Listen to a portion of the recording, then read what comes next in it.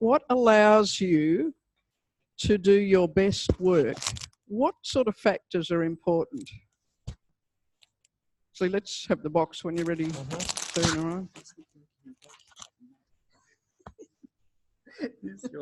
In anything. I keep thinking it's Jenny.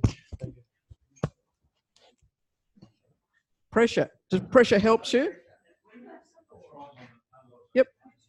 Yep. No, that's fine. Some people, pressure actually kind of wakes them up and brings out the creativity and.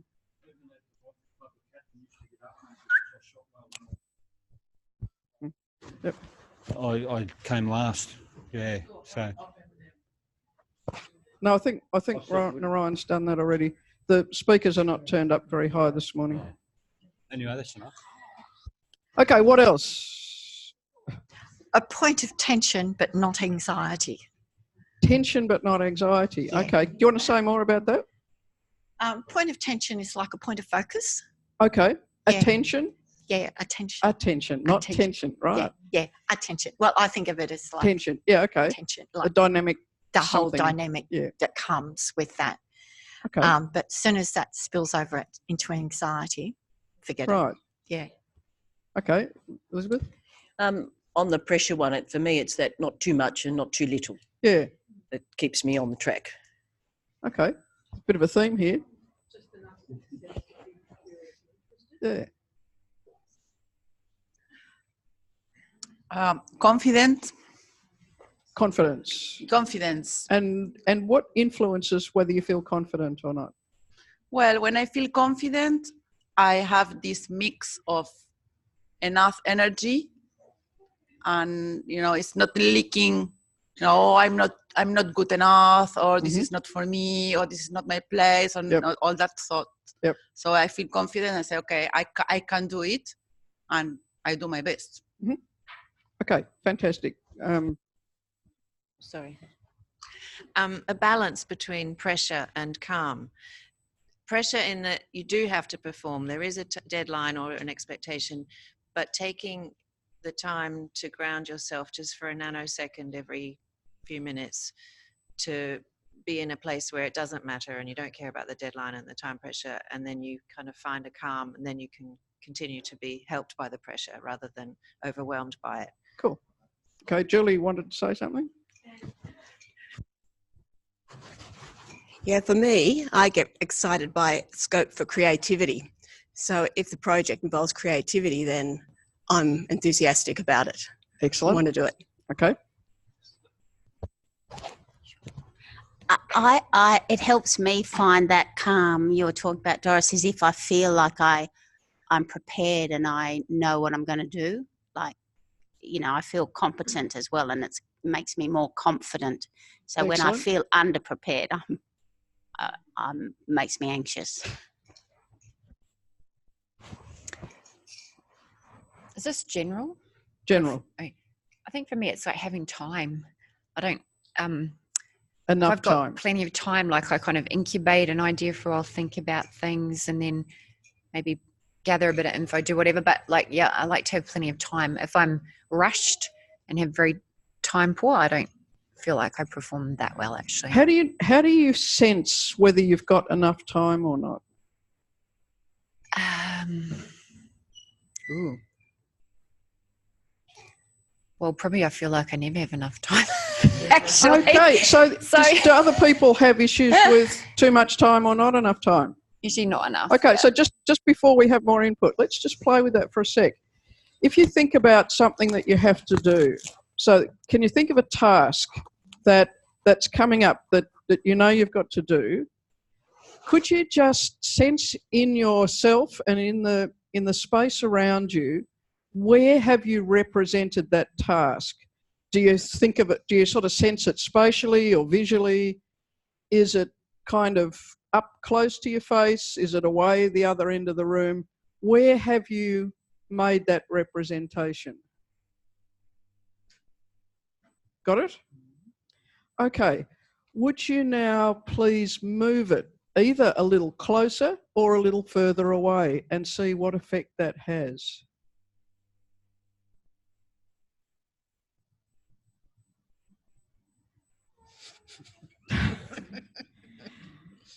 Laughing breaks out. What happened?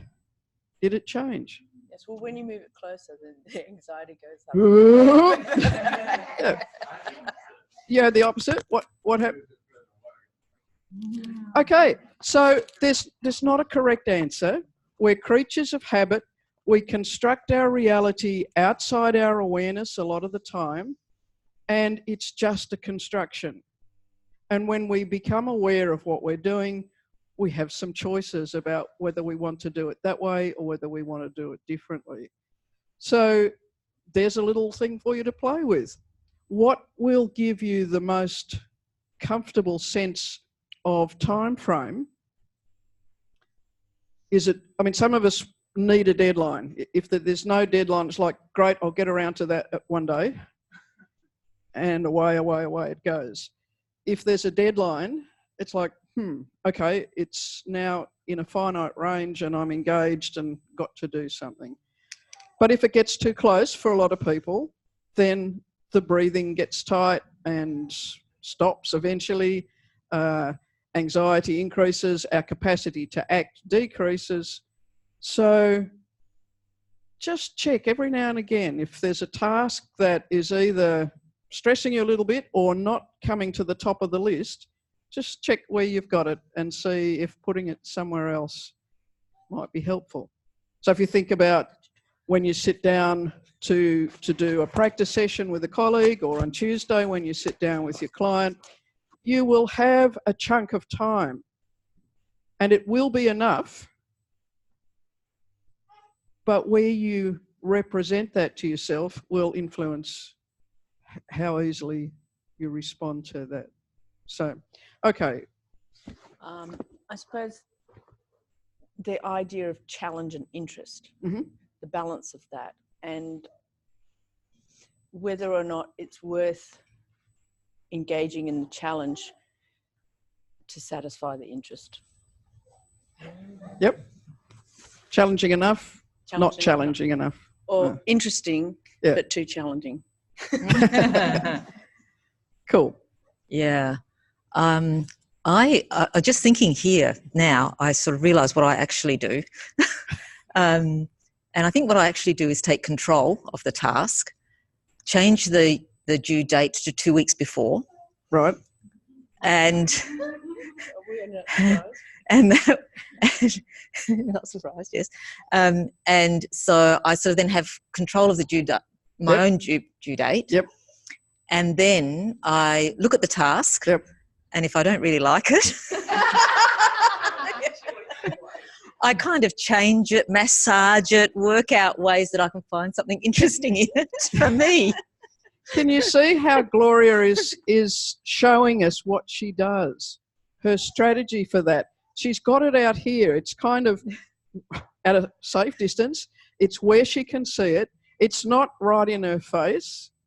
It's not pressing on her chest or sitting on her shoulders. It's where it's manageable.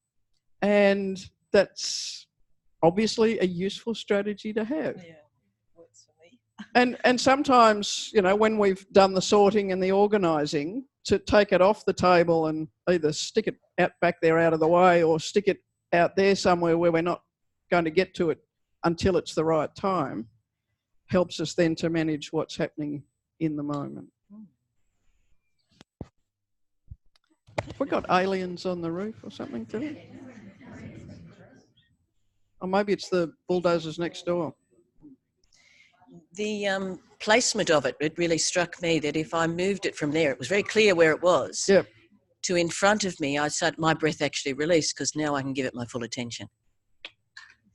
And so where it's placed is really as important as far away. Awareness is an amazing thing. Okay, so in case you haven't guessed, today we're going to just spend a little bit of time playing with this idea of how do we access a state of potency, a state of kind of comfortable spaciousness where there's enough time and space to engage, enough challenge to excite that curiosity, but not so much that it pushes us into stress and anxiety. So you're going to work in small groups shortly to kind of elicit some of the elements from each other. But just to demonstrate, I've asked Sylvia if she will help me. My beautiful assistant, would you please now come to the stage?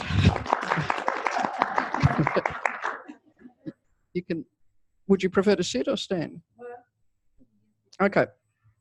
Now, the task that you will do, I'll ask you to work in groups of 3.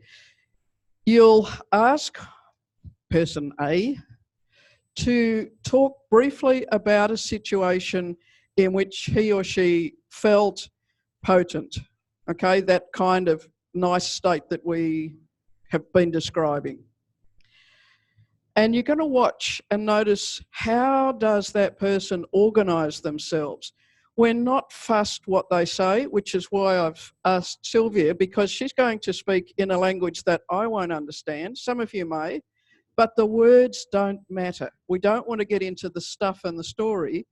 We want to notice what's the difference between how she organises for potency, and then I'll ask her to describe a scenario where she didn't feel so confident or so successful or resourceful, and we'll see. Well, there, she's gone there already. Okay, so Sylvia, could you tell me about a time when something went well and you felt good and strong and potent?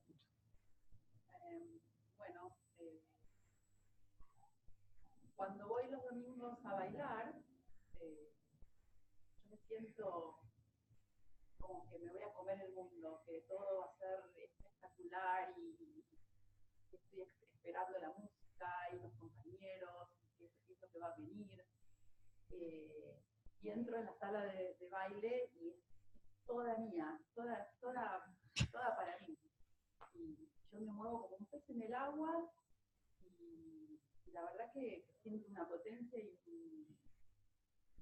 una energía que solo ahí puedo realmente sentir que soy yo misma. Thank you. Okay, got it? Yeah. Now, if you want to know the content, you'll have to ask her at playtime, but that's all right. Sylvia, can you tell me about a time when something didn't go so well for you and you didn't feel so good in yourself? Bueno,